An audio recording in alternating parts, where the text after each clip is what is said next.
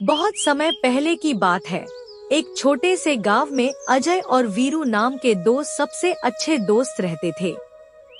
दोनों को साहसिक कार्यों का बहुत शौक था और हमेशा नए नए खतरों का सामना करते रहते थे। गांव के पास एक घना जंगल था, जिसके बारे में कहानियां सुनाई जाती थी कि वहां एक दुष्ट जादूगर का शासन था, जो जंगल के जानवरों और पेड़ों को अपनी जादू से नियंत्रित करता था। एक दिन राजा विक्रम ने गांव में घोषणा की कि उस जादूगर से छुटकारा पाने के लिए उसे किसी बहादुर व्यक्ति की जरूरत है। राजा ने कहा, जो भी उस जादूगर को हरा सकेगा, उसे अनगिनत सोने की मुद्राएं और पुरस्कार दिए जाएंगे। अजय और वीरू, जो हमेशा साहसिक कार्यों के लिए तैयार रहते थे, तुरंत यह निर्णय लेते हैं कि वे जादूगर का सामना करेंगे। अजय ने वीरू से कहा, हम दोनों मिलकर ही उस जादूगर को हराएंगे। हमारे पास साहस और बुद्धि है। वीरू थोड़ी चिंता करते हुए बोला, लेकिन जंगल में तो बहुत खतरनाक चीजें हैं। क्या हम सच में तैयार हैं? अजय मुस्कुराया और कहा, साथ में हम किसी भी समस्या का सामना कर सकते हैं। चलो, हम राजा से मिलने चलते हैं। राजा विक्रम ने उनका स्वागत किया और उन्हें जंगल के बारे में सब जानकारी दी।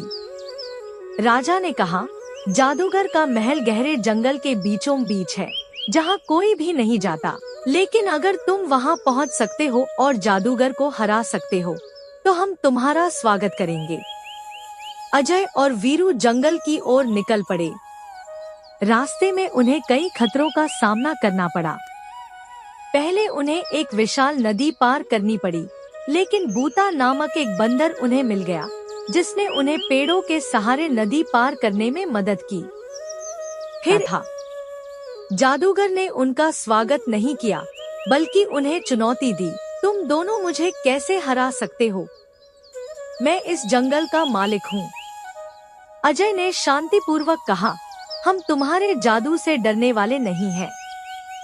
हम सच और अच्छाई के साथ हैं। फिर एक बड़ा युद्ध शुरू हुआ। जादूगर ने अपनी जादुई शक्तियों का प्रयोग किया, लेकिन अजय और वीरू ने मिलकर उसके जादू का सामना किया। अजय ने जादूगर की ताकत को खत्म करने के लिए अपनी बुद्धि का इस्तेमाल किया। उसने जादूगर की शक्ति को उसके खुद के जादू से उल्टा कर दिया। अंत में जादूगर हार गया और जंगल से बाहर भाग गया।